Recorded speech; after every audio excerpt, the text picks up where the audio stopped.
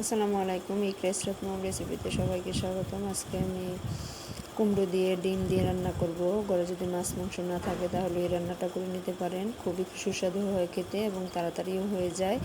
এখন আমি রেসিপিটা শুরু করতেছি। রেসিপি শুরু করার জন্য এখানে চুলাতে একটা প্যান বসিয়ে দিয়েছি আর প্যানের মধ্যে তেল দিয়ে দিয়েছি। তেলটা গরম হয়ে আসছে। এখন আমি পেঁয়াজ কুচি ছেড়ে দিলাম আর পেঁয়াজটা লাল লাল করে একদম ভেজে নেব। তারপর আমি এখানে একে একে মশলা অ্যাড করব। যে দেখেন পেঁয়াজগুলো কিন্তু আমার ভাজা হয়ে গেছে। এখন এখানে আমি রসুন বাটা দিয়ে দেবো, কিন্তু এখানে আদা বাটাটা ব্যবহার করব না। এই যে দেখেন অল্প একটু রসুন বাটা দিয়ে দিলাম। একদম সিম্পলভাবে রান্না করব। এই রান্নাটা করে আপনারা দেখতে পারেন, খুবই সুস্বাদু হয় খেতে, খুবই ভালো লাগে। একদম কম মশলায় রান্নাটা হবে। দেখেন পেঁয়াজগুলো কিন্তু আমি ভেজে নিয়েছি। এখন আমি এখানে কুমড়োগুলো ছেড়ে দেবো। যে আমি কুমড়োগুলো কিন্তু বড় বড় করেই কেটে নিয়েছি আর আমার কুমড়োটা একদম কচি। আমি এখন আদা রসুনের সাথে একটু ভেজে নেব, নাড়াচাড়া করে নেব। তারপর এখানে মশলাগুলো অ্যাড করে দেব, গুঁড়া মশলাগুলা। আমি এখন নেড়েচেড়ে একটু রসুনটার সাথে মিশিয়ে নিতেছি। তারপর এখানে আমি গুঁড়ো মশলাগুলো অ্যাড করব। এই যে দেখেন এখানে আমি দিয়ে দিলাম লবণটা দিয়ে তারপর গুঁড়ো মশলাগুলো এখন দেবো। দিয়ে দিতেছি হলুদ গুঁড়া, তারপর দিয়ে দেবো আমি ধনিয়া গুঁড়া। কিন্তু সব মশলাগুলো অল্প অল্প করে দিতেছি, হাফ চামচ করে।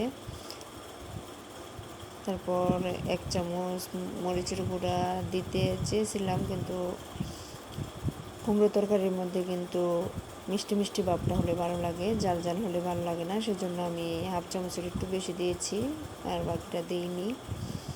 এখন নেড়ে চেড়ে নিতেছি, একটু নেড়ে চেড়ে মিশিয়ে নিয়ে তারপর হালকা একটু পানি ব্যবহার করব। পানি ব্যবহার করে কষিয়ে নেব, ভালো করে কষিয়ে তারপর আমি এখানে হালকা জল ব্যবহার করব। এই যে দেখেন আমি হালকা একটু পানি দিয়ে দিতেছি। পানিটা দিয়ে নেড়ে চেড়ে মিশিয়ে তারপর ঢাকনা দিয়ে ডেকে আমি এটা কষিয়ে নেব। আর আপনারা যারা আমার চ্যানেলটা সাবস্ক্রাইব করেননি প্লিজ সাবস্ক্রাইব করে দেবেন, লাইক করবেন, শেয়ার করবেন। আর আমার রেসিপিগুলো যদি ভালো লাগে তাহলে নোটিফিকেশন অন করে দেবেন। আমি রেসিপি আপলোড করার সাথে সাথে আপনাদের কাছে চলে যাবে আর আপনারা দেখে নিতে পারবেন। এই যে দেখেন আমার কুমড়োগুলো কিন্তু কষাতে কষাতে একদম সিদ্ধ হয়ে আসছে, একটু কিন্তু কাঁচা ভাব নেই, একদম সিদ্ধ হয়ে গেছে। এখন আমি এখানে অল্প জলের পানি ব্যবহার করে দেব। অল্প জলের পানি ব্যবহার করলে জলটা ফুটে আসলে তারপরে আমি এখানে ডিমগুলো দিয়ে দেব। এই যে দেখেন আমি এখানে জলটা দিয়ে নেড়ে চেড়ে মিশিয়ে নিয়েছি জলটার সাথে। এখন দিয়ে দেব হাফ টমেটো। আমি কিন্তু এখানে হাফ টমেটো শুধু কেটে দিয়েছি, পুরো আস্তটা দেইনি। দিয়ে এখন কাঁচামরিচটাও দিয়ে দেব।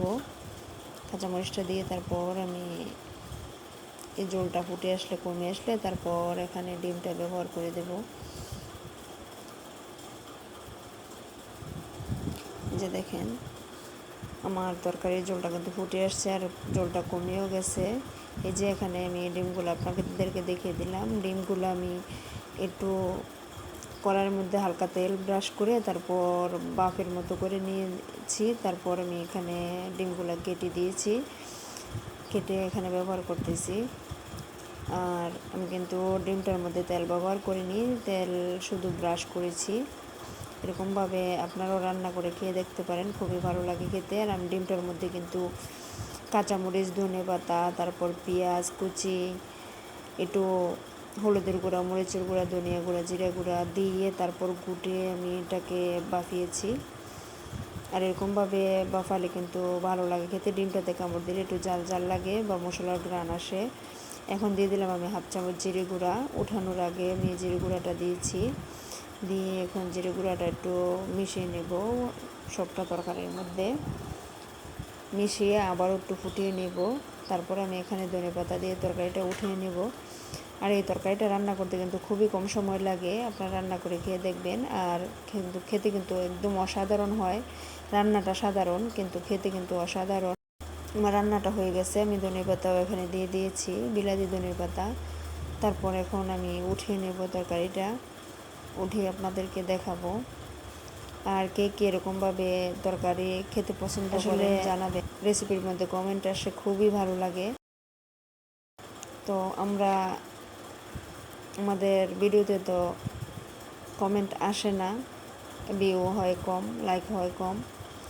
প্লিজ আপনারা দেখবেন রেসিপিটা, আমার অনুরোধ রইল। যে দেখেন আমি তরকারিটা উঠিয়ে নিয়েছি, আর তরকারিটার কালারটা কিন্তু খুব দারুণ আসছে।